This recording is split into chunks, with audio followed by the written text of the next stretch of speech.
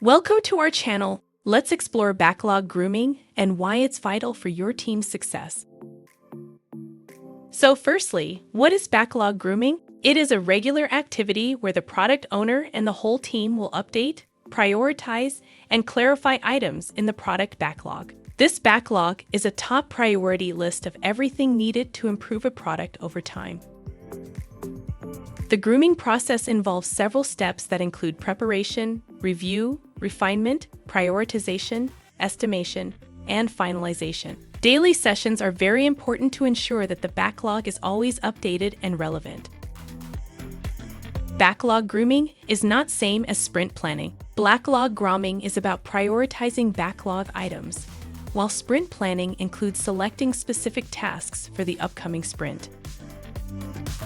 To maximize grooming sessions, check them regularly, involve the right team members, keep them focused, and document decisions. Backlog grooming is necessary for teams to maintain efficiency and quality. Automate your backlog to make sure that your team constantly works on the right tasks. Thanks for watching, and we will see you in the next video.